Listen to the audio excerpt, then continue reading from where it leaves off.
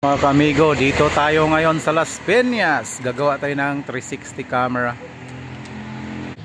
Oh, pwede. Kaso lang nakatent.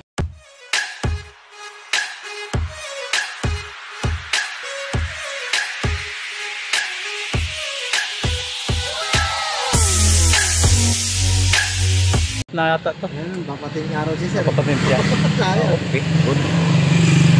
So ayan mga kamigo, ito yung dashboard. Babaklas tayo ng babaklas ito. Hindi naman gaano karamihan yung dumadaan dito. So okay lang kahit ganito yung style ng ano natin. So ito yung bahay ng ating client. Napakaganda. Galing. Ginawa mo? Oo.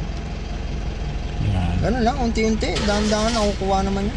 Perfect kayo lahat. Kasi pag i-diretso mo siya, perfect nga yun, nagulat ako. hirap siya. Take note mga kamigo, itong mga gauge na to na nandyan sa ano niya monitor, mawawala na yan. Kasi papalitan natin ng Android, mawawala na talaga yan siya. So ang kagandahan dito is naka 360 na siya. So okay, so tapos na kami mag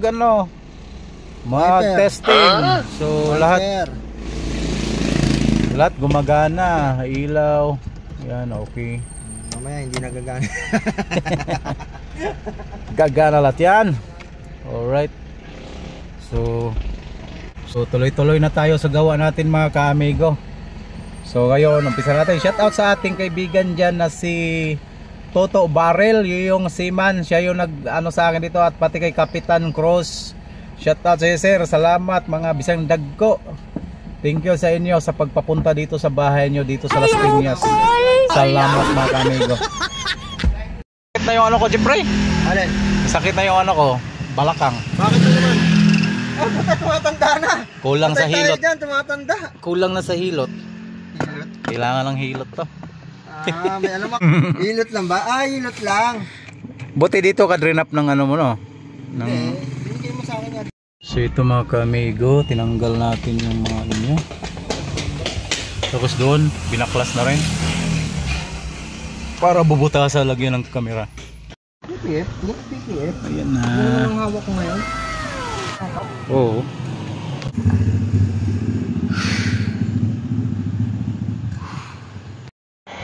So ayan mga kamigo, tuloy-tuloy lang tayo sa gawa natin. Yun mga kamigo, dalawang 360 ang gagawin natin. Toyota Mitsubishi Montero Sports at saka Toyota Rise. Yan.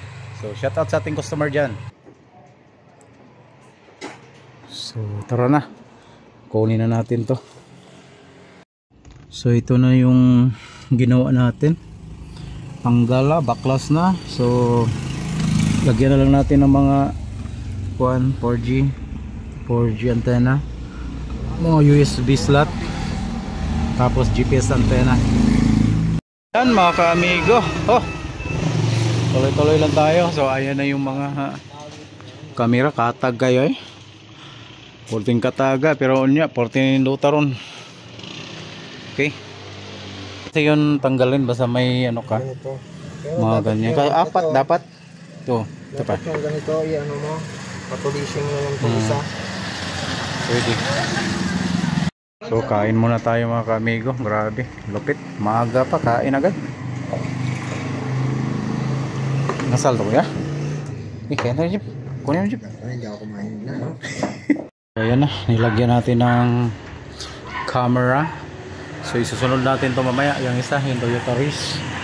Tapos yan, sa Gawal Abas, yung Montero Sport. So ito yun.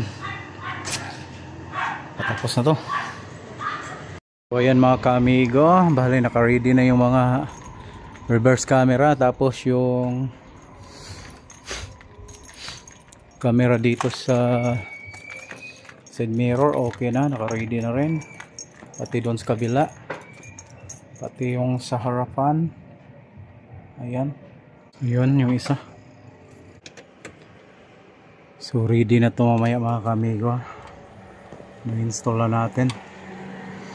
Kunti na lang. Ito mga ka-amigo, puro splicing po yung sa Montero ngayon. Kasi magkaiba sila ng harness ng original. Bali ginawa kasi to, mayroon ng ganito.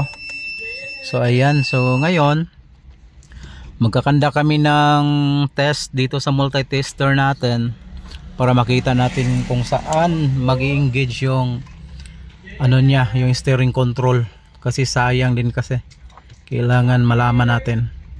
So gamit tayo ng multi-tester para malaman natin kung saan nag-i-engage siya.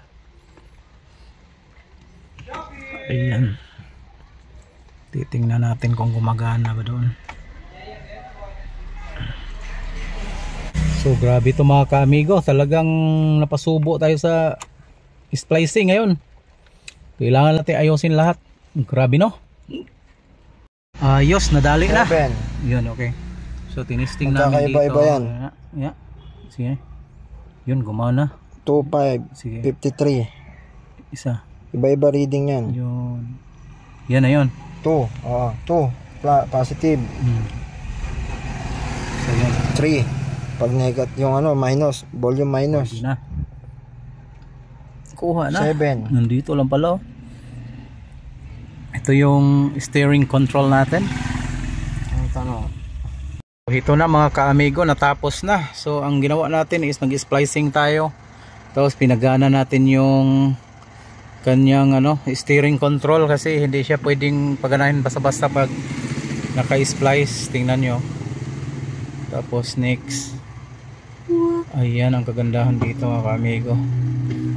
So ayan. So ayan, dito lang po yan. Dito. Oh. Tapos yan. So ayan. So ibig sabihin okay lahat yung steering control natin.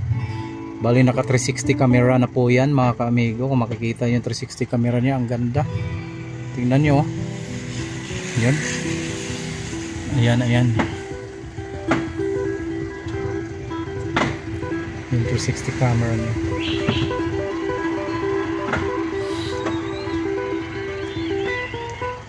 So ang galing mga ka-amigo. Ayan. So gumanang lang gumana. Ang ganda na. So need pa tayo kakalibrate mga ka-amigo para sigurado.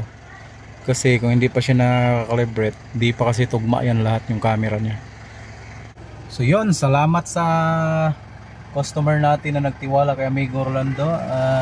Mitsubishi Montero Sports 2014. So ayan na siya. So thank you sa tiwala sa atin ng ating customer na si Kapitan Cruz at saka si Toto Barrel. Thank you sa iyo Boss Toto. Salamat, mabuhay. Sana champion ka pa palagi sa mga manok mo. Lagi kang champion kasi. So ayun, natapos na. Tingnan nyo. Okay na yung kanyang sasakyan. Grabe, ang ganda ng tunog. Kompleto na yan. Meron na yung Netflix, hotspot, kompleto. Tapos meron na yung SIM. Meron na yung USB. Automatic makita yung USB dito. So ganun lang kaganda mga ka-amigo. Natapos na yung natin, calibration ng Montero Sport 2014. So ayan na. Meron pang kasunod to, Toyota Race. Kaya pinakagaya kayo na kung saan siya nakatutok. Mabilis lang yun kasi plug and play lang. So ayun, tama na yung pattern niya lahat. Sa harap, sa reverse, sa gilid, tapos yung niya flasher, tapos buuhan. So okay na. So once na siya nito, tatakbo, yun, automatic na yan. Makikita nyo yung bawat gilid niya, okay. So wala na tayong problema dito. Tapos na yung calibration natin. So salamat sa ating mga customer dyan, lalo na sa ating mga kaibigan dyan na laging nagasubaybay kay Amigo Rolando. So thank you po. Ito po yung 360, yung Android unit na E14. Ito yung pinaka high end na octa-core. So super ganda po nito kung makikita nyo lang. So nandito tayo sa may puno. So ang ganda ng calibration natin, okay na. So ayos. So well, salamat sa lahat. Thank you. Shout out.